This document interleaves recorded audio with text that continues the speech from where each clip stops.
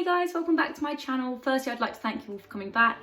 This video is going to be about 2 to 6 weeks post-surgery. Let's see what information I can give you. At this point in my journey, I actually had a complication. My stitches were due to be removed at the GP surgery. So I went to the GP, got my stitches removed, and then they weren't quite happy with what they looked like. So they sent me back to the waiting room and I waited okay, we're all good. And at this point they hadn't told me anything was wrong. So I was like, everything okay? No idea.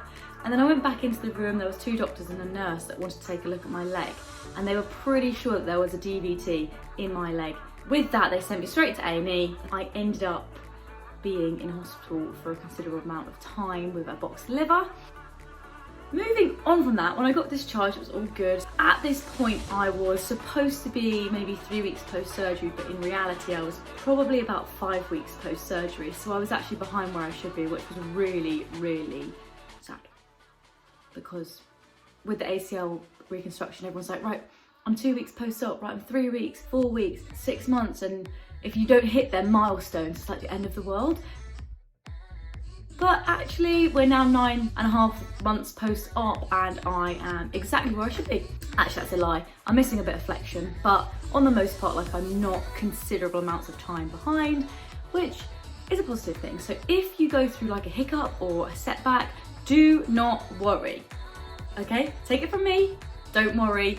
Everybody's journey is so different. I'm just here to give you an insight into mine, whether you've had your surgery or you're about to have surgery, what to expect. But everybody's journey is different, as I've said before. Yes, setbacks happen, but don't worry about it.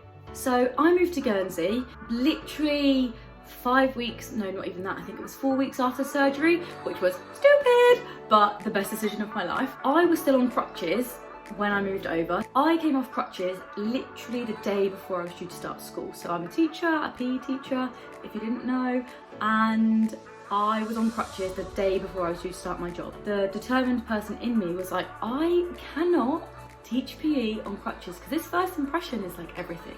So anyway, I left the crutches at home and I went in and I walked, and I had trouble walking. I was limping, my leg was swollen, but I did it, and I refused at school to use my crutches, which was terrible. In reflection, use your crutches. Don't not use them because you're stubborn, because you'll have calf pain now because of the hematoma that was in your leg. So because I've moved to Guernsey, I had to see a new physio, and she obviously had to start the physio not from scratch, but she sort of knew she needed to gauge where I was at. I had to do some tests to failure. I had to do a single leg squat, a calf raise, and a glute raise to maximums, to failure, to see how many I could do. I'm gonna pop some figures on the screen now, and those are my figures from maybe 5 weeks post-surgery, and I had a lot of pain at that point.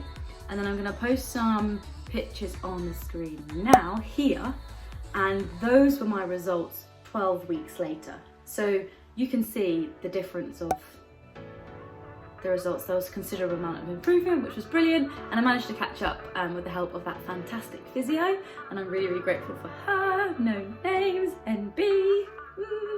But I certainly would recommend her if you're in Guernsey. I can recommend you to a physio because she's fantastic.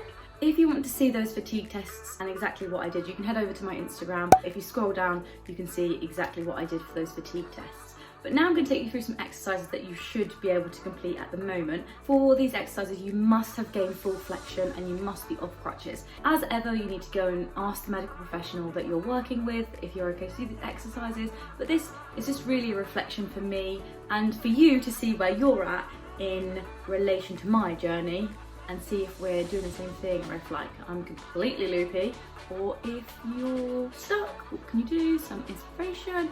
I'm just here to tell you that it's okay. I'm going to talk you through some exercises now, and yeah, hope you like it. This exercise is a single leg squat. This is one of the exercises that I completed for my fatigue testing, so I certainly recommend it. Make sure all of your weight is on one leg and aim to sit on a chair. It is really important that these moves are controlled. Aim for 12 reps 3 times.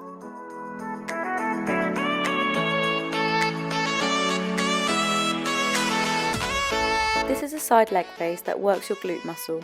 This is the second of the fatigue tests I mentioned earlier. It is really important that your leg does not rest at the bottom of this exercise and you control the movement throughout. I would aim for 12 reps 3 times.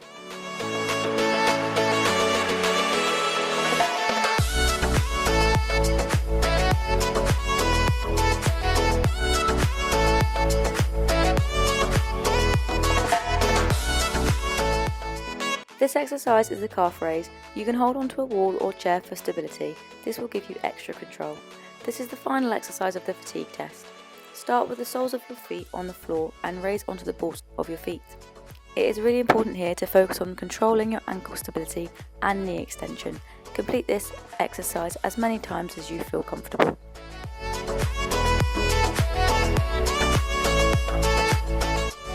If you're struggling to balance, hold your ear with one arm and then put the other arm out. This is just a little tip. Woo! This is a standing stalk balance. You need to bring one knee up in front of you and see how long you can hold it for. You can really get competitive here. Now we can't do sport, but we can balance. So let's see how long we can hold this for and see how much improvement we can make.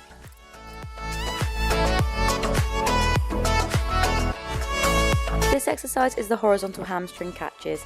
Using your operated leg, flex it as much as possible and then relax the leg and catch it before it hits the floor. Hold it for a few seconds and then repeat. Be warned, you may get cramp in this exercise.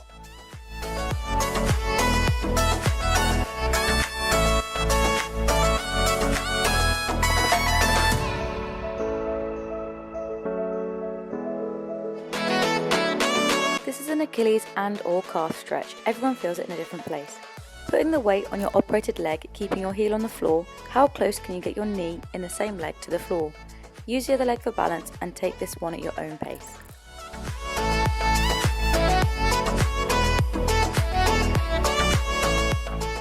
This is a hamstring stretch. If you've had a hamstring graft, just take this easy, a modified version is coming. Put your weight on your non-operated leg, stretch your operated leg forward, lift your toes from the ground and reach to your toes. Ducking your head to your knee gives you the next level stretch.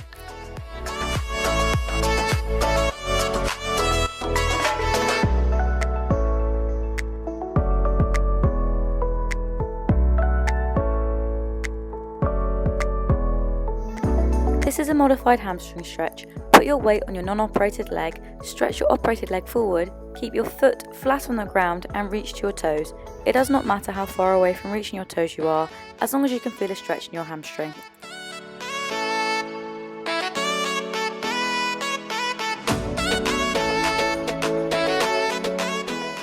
Similar to the horizontal hamstring catches, this is a vertical version. So when you're standing, hold a wall or chair, flex your knee and try and catch it at the furthest possible point of flexion.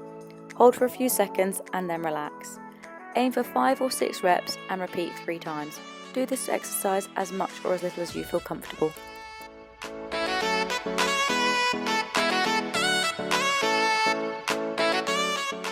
And finally, a yoga pose for you to find your zen. This is a good stretch for the hamstrings and for me, my lower back. Why not give it a go?